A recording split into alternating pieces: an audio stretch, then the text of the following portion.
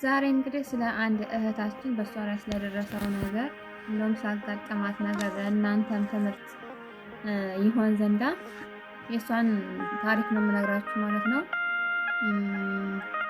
እናንተም ትምህርት ይሆናችኋል። እንዲሁም ደግሞ ልጅቷ አስተያየትና ኮሜንት ስለምትፈልግ ሁላችሁም የየራሳችሁን አስተያየት እንዲሁም ደግሞ እናንተ ቦታው ላይ ብትሆኑ ምን ልታደርጉ እንደምትችሉ ኮሜንት ላይ ልታስቀምጡላትና ኮሜንት አነባለሁ ብላለች ማለት ነው። እና ብቻ ከባድ ነው፣ ህይወት አስቸጋሪ ነው። ወላሂ በጣም ያሳዝናል ማለት ነው። አሰላሙ አለይኩም ወራህመቱላሂ ወበረካቱ። ውድ የኔ ቤተሰቦች እንዲሁም ውድ እህቶች እንዴት ናችሁ? ደህና ናችሁ ወይ? ከኔ ጋር ሁሉም ሰላም ነው አልሐምዱሊላህ። ዛሬ እንግዲህ እንድትማሩበት ብዬ ያሰብኩት አንድ ያመጣሁላችሁ ነገር አለ። ሁላችንም ሊደርስብን ስለሚችል ሁላችንም ልንጠነቀቅና ትምህርት እንድንወስድ እና ደግሞ ለልጅቷ ሀሳብና አስተያየታችሁን እንድትሰጧት ነው ማለት ነው። ሀሳቡ ነው የመጣው ወደዚህ። ሁላችሁም ቦታው ላይ ብትሆኑ ምን ልታረጉ እንደምትችሉ እና ምን ማድረግ እንዳለባት እና እንዴት መጠንከር እንዳለባትም ጭምር በኮሜንት ሁላችሁም አሳውቋት ማለት ነው። እና ቪዲዮውን ላይክ፣ ሰብስክራይብ ያደረጋችሁ ጀምሩት።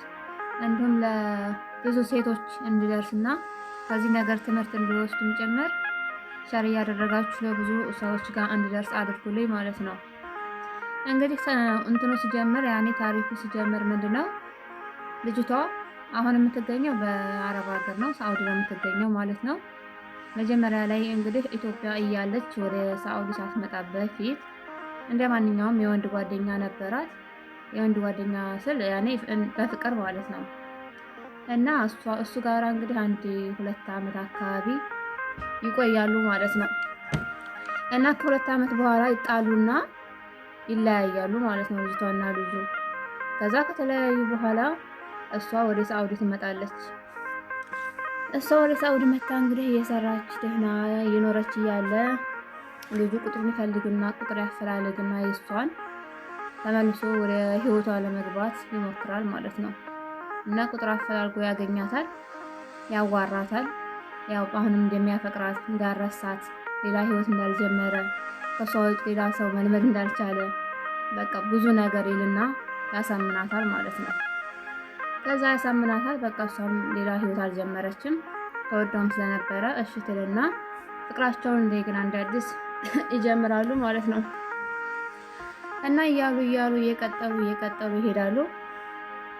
ምን ቢፈጠር ጥሩ ነው? ከዛ በኋላ ብር ላኪልኝ ይላታል ማለት ነው። እና ስራ ማስጀምርበት የተወሰነ ብር ላኪልኝ ይላትና ያሳምናታል። እቺ ልጅ እንግዲህ ቦታ ገዛለሁ ትልና ብር ያጠራቀመችው ብር አለ እጇ ላይ ማለት ነው። እና ወደ ኢትዮጵያ ላከችው ነበረ። የ7 ወር ደሞዝ እጇ ላይ ይዛለች። የ7 ወር ደሞዝ ማለት 7000 ሪያል ማለት ነው እንግዲህ በሳኡዲ ያ ማለት 7 ወር እንግዲህ በየወሩ 1000 ብር ነው ደሞዟ። አስቡት 7000 ሪያል አንስታ ትልክለታለች ማለት ነው። እንግዲህ ለሱ ለምንድነው ፍቅረኛ ተብየው ማለት ነው። እና ያን 7000 ሪያል ይቀበልና ስራውን ይጀምራል። እንደዛ ያሉ ይቀጥላሉ እንግዲህ። ከዛ በኋላ ልጅቷ የሆነ መረጃ ይደርሳታል። የሆነ ወሬ ትሰማለች። ምንድነው እሱ ወሬው? ልጁ ባለትዳርና የአንድ ልጅ አባት ሆኖ ይገኛል ማለት ነው። እኔ ራሱ ይሄንን ሰማ የምር በጣም የተናደድኩኝ ለሷም ማለት ነው። አንደኛ ይሄንን ብር አንስታ በመላኳ ሲጀመር ለፍቅረኛ እንዴት ነው ይሄ ሁሉ ብር የሚላፋው እንዴ? ሲጀመር እንጃ እንዴት ነው አንዳንዶቻችን የምናስበው? ግን እኔ አይገባኝም። ብቻ ከባድ ነው። እና ምንድነው እንግዲህ ልጁ በተለያዩበት ጊዜ ከሌላ ሴት ጋር ትዳር ጀምሯል ማለት ነው። ትዳር መጀመር ብቻ ሳይሆን ልጅም ወልዷል። እና ከሷ ብር የተቀበለ እንግዲህ ልጅና ሚስቱን እያስተዳደረ ነው ማለት ነው ያለው ኢትዮጵያ ተቀምጦ። እሷ ደግሞ እዚህ የማዳምን ሽንት ቤት እያጠበች ስራ ቀን ከሌት እየተጠገረረች ለሱ እየላከች እንግዲህ እሱ እዛ ሚስትና ልጁን አቅፎ እየኖረ ይገኛል ማለት ነው። እንግዲህ አስቡት። እና ልጅቱ ይሄን ስትሰማ እንግዲህ በጣም ትናደዳለች፣ በጣም ታለቅሳለች፣ ታዝናለች። አንዴ እንግዲህ የፈሰሰ ውሃ አይታፈስም ማለት ነው። ሳይሆን ነው ጥንቃቄ ማንኛችንም ማድረግ ያለብን። እቺ 7 ወር ሙሉ አፈርድሜ በልታ የሰራችውን ብር እንግዲህ አንስታ ለፍቅረኛ ተብዬ መላክ ማለት ምን ማለት ነው? ይሄም የወረደ ምን አይነት አስተሳሰብ ያለን ሰዎች ነን? ግን ሲጀመር አይደለም ለፍቅረኛ ብቻ ከባድ ነው። እኔ እንዴት እንደቀለላትም አላቅም። ያው ያበደና ያፈቀረ እንግዲህ አንድ ነው ምናምን የሚባል ነገር አለ። ይሄ ነገር ደርሶባታል መሰለኝ አላቅም። ብቻ ከባድ ነው እና ይሄን ስትሰማ ልጅቱ እንግዲህ ታብዳለች፣ ታለቅሳለች፣ ሞት ከርኩ ትላለች። ምንም ማድረግ አትችልም። ልጁን ትጠይቀዋለች። ይሄ ምንድነው? ይሄን ሰምቻለሁ እውነት ነው እንዴ ብላ ስትጠይቅ ልጁም ምን አለ? አዎ እውነት ነው፣ ምክንያቱም ብነግርሽ ያው እሺ አትይኝም ብዬ ስላሰብኩኝ ነው እንጂ እውነት ነው ብሎ እሱም ያምናል ማለት ነው። ከዛ ያምናል እንግዲህ ብዙ ነገር ይፈጠራል፣ ብዙ ይጣላሉ፣ ይጨቃጨቃሉ ምናምን። ከዛ ምን ይላል እንደገና? አይ እኔ ልጅቷን አልወዳትም፣ አላፈቅራትም። ያ ማለት ምንድነው? ልጅቷ ጋር የተጋባሁት በቤተሰብ ነው፣ ቤተሰብ አስገድዶኝ ነው እንጂ ወድጃት ወይም ማፍቀሪያት አይደለም። ልጁም የተፈጠረው እንዳጋጣሚ በስተት ነው። ስለዚህ እኔ መወደውና ማፈቅረው አንቺን ነው፣ ማግባትም ፈልገው አንቺን ነው። ስለዚህ እሷን እፈታታለሁኝ። አስቡት እንግዲህ እፈታትና አንቺን አገባሻለሁኝ ይላታል ማለት ነው። ከዛ በኋላ እሷም አንድ የሆነ ምክንያቱም ይሄን ሁላ ብር ልካለታለች፣ ወይ ከብሯ ሳኮን ወይ ከልጁ ሳኮን መቅረት አልፈለገችም። እና ጥሩ እሺ እንደዛ ከሆነ ተፈታሃት፣ እሺ ፍታትና ስትፈታት እንቀጥላለን ትለዋለች። ከዛ እሺ ፈታታለሁኝ ይላል። እሺ ትላለች። በዛው እንግዲህ እያሉ አሁንም ይቀጥላሉ። ብታይ አይፈታም፣ አሁንም ብታይ አይፈታም። ቢታይ በቃ ዛሬ ነገ እያለ ምንም አዲስ ነገር የለም ማለት ነው እንግዲህ። ከዛ በስተመጨረሻ ምንድነው አላማ? ምንድነው? ለምንድነው የማትፈታው? ፈታለሁ ብለህ ነበር እንዴ? ለምን አትፈታም? ትላለች። ከዛ ምን ቢል ጥሩ ነው? አይ አልፈታም፣ የልጄን እናት ነች። እንዴት ብዬ ነው የልጄን እናት የምፈታው? ልጄን ካለ አባትና ካለ እናት ተያይተን እንዲያድግ አልፈልግም። የእናትም የአባትን ፍቅር አግኝቶ ነው እንዲያድግ የምፈልገው። አልፈታም፣ ሚስቴን አንቺንም ማጣት አልፈልግም ይላል። ስለዚህ ምን ይሆን? ሁለተኛ ሚስት ሁኚ ይላታል። ምክንያቱም ይሄ ልጅ ምንድነው አንደኛ በጣም እንደምትወደው በጣም እንደምታፈቅረው ተረድቷል። ሁለተኛ ቢያንስ ይሄን ስህተት አይታ ዝም ብላ ስላለፈችው ይሄንኛውንም ጥያቄ አምና ትቀበላለች ብሎ አሰበ ማለት ነው። ስለዚህ ወይ ሁለተኛ ሚስት ሁኚ፣ አይ ካልሽ ደግሞ እኔና አንቺ ነገር እዚሁ ላይ ያበቃል እንጂ ሚስቴን አልፈታም ይላል ማለት ነው። እኔ እንደዚህ በወንድ የምትታለሉ ሴቶች ግን የእውነት በጣም ነው የምትገርሙኝ። ኧረ ቢስሚላ ብቻ ከባድ ነው። ለምንድን ነው በራሳችሁ ህይወት እንደዚህ የምትቀልዱት ግን? አሁን እቺ ልጅ ይሄን ሁላ ገንዘብ እንግዲህ ስታገኝ ሲጀመር ስደት ስንመጣ እኮ ማለት ነው ስደት ስንመጣ ብዙ ነገር ጥለን ነው የምንመጣው አይደለ? ወደዚህ ቤተሰብ ጥለን፣ ትዳር ጥለን፣ ልጅ ጥለን፣ ብዙ ነገር ትተን ወደዚህ የምንመጣው ስደት ስንመጣ ማለት ነው። ሲቀጥል ደግሞ እዚህ ከመጣን በኋላ ይሄንን ብር ለማግኘት ከዚህኛው ወር እስከዛኛው ወር ምንድን አይነት መከራ ነው የምናሳልፈው? ሁላችንም መቼም በየቀኑ አይደለም የምናገኘው። ወይም ደግሞ ከዚህ ወር እስከዛኛው ወር እስከምንደርስ ምንም ነገር ሳናገኝ ያኔ ምንም ችግር ሳይገጥመን ዝም ብለን ቁጭ ብለን መቼም ተመችቶን ምናምን አይደለም በየወሩ የሚሰጠን እንደዛ አይደለም።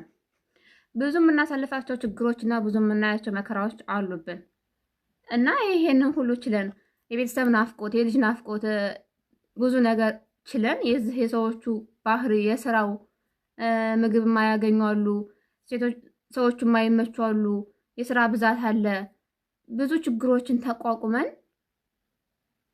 ያለነው እኮ ቢያንስ አንድ ቁም ነገር ላይ ለመድረስ ተብሎ ነው እንጂ እንደዚህ መከራ እየታየ እንደዚህ እንትን እየተባለ ለፍቅረኛ ወይም ለአንድ ለቦዘኔ ወንድ ለመስጠት አይደለም አይደለ? ስለዚህ ሁላችሁም ራሳችሁን መፈተሽና ከእንደዚህ አይነት ነገር መቆጠብ አለብን ሁላችንም ማለት ነው። እና በእንደዚህ አይነት ችግር ውስጥ ያሉ ልጆች አሁንም ቢሆን ራሳችሁን ጠብቁ፣ ንቁ። ፍቅረኛ እያላችሁ ብር መልኩ ሴቶች እውነት ወደ ራሳችሁ ተመለሱ በጊዜ ማለት ነው። አሁን እንግዲህ የዚች ልጅ ህይወት እንደዚህ ነው። በቃ አሁን ምንድነው ሁለተኛ ሚስት ልሆን ወይንስ ልተወው አለች። አንደኛ ለመተው ከበዳት። ትወደዋለች፣ ታፍቅረዋለች። በቃላቱ በሙሉ እሷን ወደ ፍቅር ዓለም ውስጥ ከቷታል። ሁለተኛ ደግሞ ለእንትን ላለማለት ደግሞ የላከችው 7000 ብር እንደገና እንደ አዲስ እየቆጫት እያቃጠላት ነው ማለት ነው ያለችው። ምክንያቱም ይሄን 7000 ሪያል ምን እንደምታደርግበት አቅዳ ነበር ያጠራቀመችው። ለሌላ ሀጃ ሳታጠፋ ለቤተሰብ ሳትልክ ለራሷ የሚያስፈልጋት ነገር ሳታደርግ ይቅርብ ብላ ቦታ ገዛለሁ ብላ አስቀምጣ ተበስቶ እሱ እንግዲህ አንድ ማንኛውም ቦዘኔ ፍቅረኛ ነው ተብዬ ሲያስልካት ማለት ነው። አሁን እንግዲህ እሷ ምንድነው ወይ ከብሩ አልሆንኩኝ ወይ ከልጁ አልሆንኩኝ ነው። እና ሁላችሁም ኮሜንት ላይ አስተያየት አስቀምጡላት። አንደኛ ምርጫ ሁለተኛ ሚስት መሆን ነው። ሁለተኛ ደግሞ እንደምንም ብላ ከዚህ ከልጅ ርቃ ራሷን እንደገና እንደ አዲስ አድርጋ ጠንክራ መቆም ነው ያለባት ማለት ነው። ከሁለቱ አማራጭ አንዱን አማራጭ የግድ መውሰድ ያለባት። ይሄን ሁሉ ነገር አድርጓት እንደገና ደግሞ አፈቅረዋለሁ እወደዋለሁ መለየት አልችልም ምናምን እያሉ ማለቃቀስ እንደኔ አይመስለኝም። እንደማ ያው ከባለቤት በላይ ደግሞ የሚያውቅ የለም። የልጁ ውሳኔ ግን በቃ ይሄ ነው። አሁን ሁለተኛ ሚስት መሆን ማትችይ ከሆነ ማትፈልጊ ከሆነ ይሄን አንቺ ነገር እዚሁ ያበቃል ብሎ ከቷት ነው የጠፋው ማለት ነው። እንግዲህ 7000 ሪያል ይዟል። ልመልስ እንኳን አላለም። አውፍ በይልኝ እንኳን አላለም። ጸጥ ብሎ እሱም ሆኖ ደግሞ ቦላኪ ብሎክ አድርጎ አሁን ከነጭራሹም አይገናኙም ማለት ነው። እቺ ልጅ ያለችበትን ሁኔታ እንግዲህ እንደዚህ ነው ብዬ ለመናገር ራሱ እየከበደኝ ነው። ምክንያቱም ያለችው አንደኛ ሰው ቤት ነው ያለቀሰች ምግብ ሳትበላ አእምሯ ምን እያሰበ እንደሆነ እንዴት እያሳለፈች እንደሆነ የእውነት ለመናገር ራሱ የደረሰበት ብቻ ነው ሊረዳት የሚችለው። እና በጣም ከባድ ጊዜ ላይ ነው እያሳለፈች ያለችው። ሁላችሁም አስተያየትና ኮሜንት ስጧት። ኮሜንት ታነባለች ማለት ነው። እና ጥንካሬ ትሆናታላችሁ። ኮሜንት ሁላችሁም ኮምቱላት። ይሄ ቪዲዮ የደረሳችሁ ሴቶች በሙሉ በኮሜንት ሀሳባችሁን በቃ ቦታው ላይ ብትሆኑ ምንድነው ምርጫ የምትወስዱት የሚለውን ነገር ኮሜንት ላይ ያስቀምጡላት። ሌሎቻችሁም ደግሞ ያልደረሰባችሁ ልጆች ከደረሰባቸው ልጆች ተማሩ። አሁን እኮ እዚህ ጋር ፍቅር አታፍቅሩ አይደለም እኮ ፍቅርና ገንዘብን ግን ለዩ። በቃ ፍቅርና ገንዘብን አታገናኙ። ምንም አያገናኘውም እኮ። አንድ ሰው ፍቅር ብሎ ከመጣ ከፍቅር ጋር ነው እንጂ ያለው ከገንዘብ ጋር አይደለም። ገንዘብ ካላክሽልኝ ብሎ የሚጣላ ከሆነ ገንዘብ ካላክሽልኝ ብሎ ወደ ኋላ ወደፊት የሚል ከሆነ ይሄ ልጅ የመጣው ገንዘብ ፍለጋ እንጂ አንቺን ወይም ፍቅርን አይደለም ማለት ነው። ስለዚህ ግልጽ ነው። ስለዚህ እንደዛ እስከሆነ ድረስ እኛ የራሳችን አላማና ፍላጎት አለን። ሁላችንም እዚህ ያለ ነው የሆነ ሐሳብና ፍላጎት አለን። በቃ አላማ አለን አይደለ? ስለዚህ ሁሉም ማሳካት ያለበት አላማውን ነው እንጂ የሌላን ሰው አላማ አይደለም ማሳካት ያለባችሁ ማለት ነው። የራሳችሁን አላማ ነው ማሳካት ያለባችሁ እንጂ ያን የሰራ ቦዘኔ እንትን አይደለም ልታሳኩ የሚገባው እዚህ ተቀምጣችሁ ማለት ነው። ስለዚህ ተናድጃለሁ። ብቻ በጣም እየተናደድኩ ነው። ሳወራ ራሱ ከባድ ነው የስሜቱ። ብቻ አንዳንዴ ደግሞ ጓደኛ ወይም ደግሞ እህት ብለው ደግሞ ሲያረጉ ቢያማክሩን ጥሩ ነበረ ማለት ነው። ግን ሲሰጡ አያማክሩም። የሆነ ችግር ከደረሰባቸው በኋላ ደግሞ ወደዛ ወደዚህ ይላሉ ማለት ነው። እና ችግራቸውም እስከሌላ ሰው ይተርፋል። ብቻ ከባድ ነው።